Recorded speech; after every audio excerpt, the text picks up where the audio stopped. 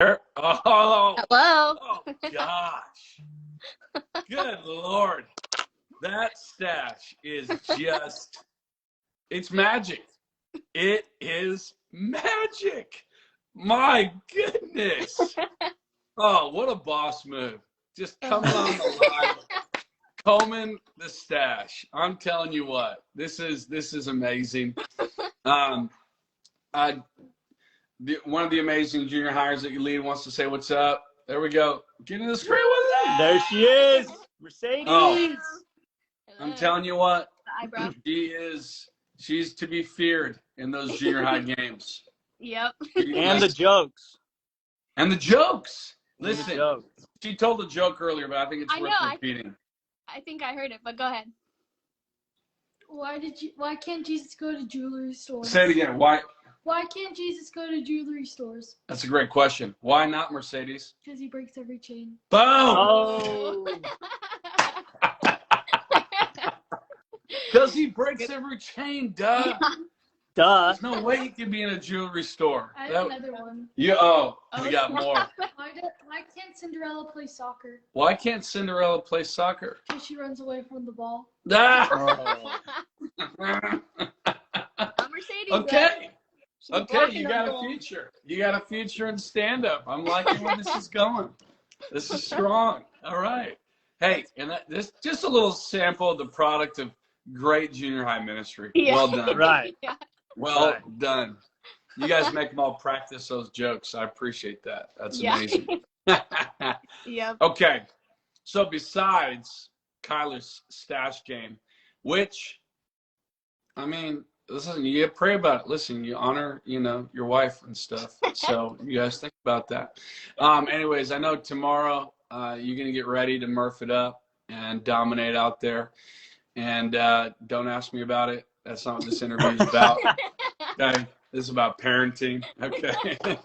Okay. So you guys and the Piles who we had on earlier, Pastor Sterling and Marissa, you guys are the two couples that as of yet do not have your own children, but you guys are actively in that lead role of helping us pastor and care for and disciple our teenagers. Kind of lean into some of the high school / youth stuff. I want to talk about junior high, but just kind of youth again in general, because a good parent, a smart parent understands that we need advocates. We need partners in this game, right? We need people who are rallying with us to raise together, to encourage, to support this journey that we're on as parents. We're trying to raise our kids well, want to raise incredible teenagers who are going to turn into young adults and adults who are changing the world and doing what God's called them to do. But in that, we're going to need people who can come alongside, people who can strengthen. And that's why I think church family is so key, so essential. And then being able to know for us and for all the families at Awaken Bressi Campus, knowing that you guys are in there loving, caring for, pastoring, walking with, and encouraging our teenagers is really, it's a gift to us, and we're very thankful. So we love you guys. You're amazing. Okay? Well, we love you. Oh, well, okay. I'll send you a free copy of the book. Oh, we already got it. Okay, good. Already got it. Okay, so let's talk a little bit about junior high. What's wild about that season that you love, or you're wild about it? What do you love about it? Parents, sometimes you can't see the forest for the trees. So sometimes you're so focused on the challenges of each season going through it. What do you love about the junior high age as a teenager's growing up? So one of the things that I absolutely love is it's kind of that pivotal season where they're very moldable. And at the same time, they're not yet in high school where they care about everybody's opinion yet. And so I definitely love that they are just crazy and they just don't have necessarily, they just don't have like the care in the world of what other people are thinking.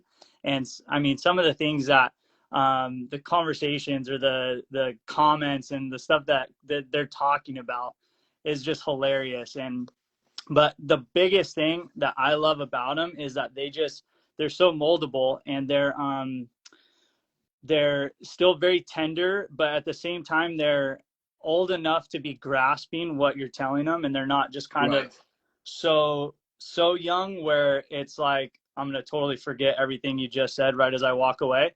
And their hearts are still just extremely sensitive.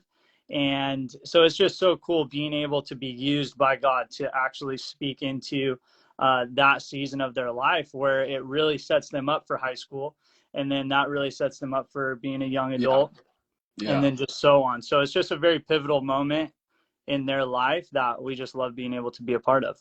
Yeah, amazing. Kaylee, what about you?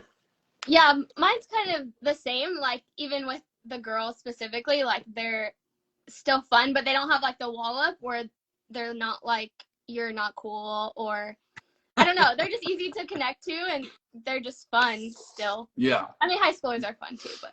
Yeah, they're all right. High schoolers are all right too. But yeah, it is fun. Katie and I, we started it as junior high pastors and in ministry, and it's wild. I mean, the games, the competitions, the fun, the stuff they will do, eat. One of the games, first of all, like my first weekend being a junior high pastor, I was like, we're doing a milk chugging contest. Okay. Well, what I didn't realize is that your body can only handle so much milk intake, maybe fluid in general, but especially milk.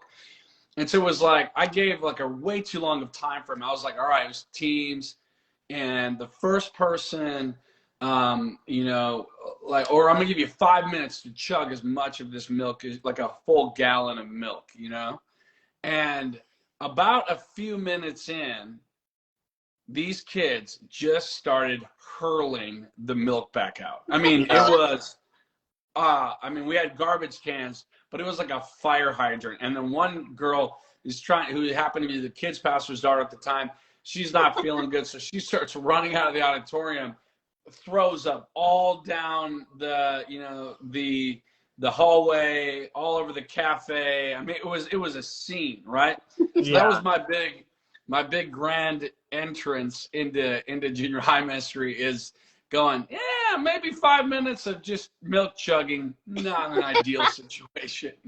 And then, another highlight. Then we decided we're gonna do some races, right? So we borrowed some shopping carts from a nearby grocery store, and we get in, we clear out chairs on the ground. It was sort of like cement ground, and so it was like chariot racing. Like, we would have leaders in, and they're pushing them, racing around the stage, going back, and there was stadium chairs around it, but it was sort of on the ground. But kids were still kind of sitting around or standing around the bottom of it. But it was really high intensity, but kids very close. High danger. High danger. Well, then it's finally the kids were doing it. Then it was leader's turn. Okay, cool. So then it was me in the shopping cart, somebody else in the shopping cart, and a leader behind us, each pushing us and racing. And as we come cruising around a corner, the guy pushing me doesn't see there's this cute little junior high girl who's just standing there, and we get shoved too far wide and just freaking ran. Oh my gosh. I mean, just ram into this kid. Oh my gosh. I'm like, we killed her. I just thought, this poor girl. And we ram into her and jump out. I grab her. I run out. Thankfully, she was fine. It was literally the grace of God that she didn't snap in half. I mean, nothing was wrong with her. So anyways, games I don't recommend, but also very fun. So, all right, that's not all what we're on this call to talk about. So what we love about it, junior high age, but let's talk about, for parents right now, raising their young kind of preteen to junior high, kind of around that kind of young youth age. What are some of the things you're seeing, the kids wrestling with? What are top of their minds kind of in hearts right now that you're feeling in those conversations that us as parents could be mindful of? A big one that's in that transitional season of becoming a junior hire and a little bit of freedom and stuff is the cellular device. Oh boy, talk That about one it. definitely, that I think just drives a lot of different kind of openings and doors and stuff where they're making friends or, you know, on Instagram or Snapchat. And I just think like as parents, it's a really good idea to be just intentional with what your kids are looking at and like having those conversations and being open and not being timid about, you know, necessarily like their emotions and feelings in that time, because they can get very connected to the social media platform like very fast. And what we've just seen is sometimes when parents aren't as present on the devices or kind of setting boundaries and guidelines and stuff, that just kind of is like a virus into other areas of their life. And so as a parent, I definitely, or as like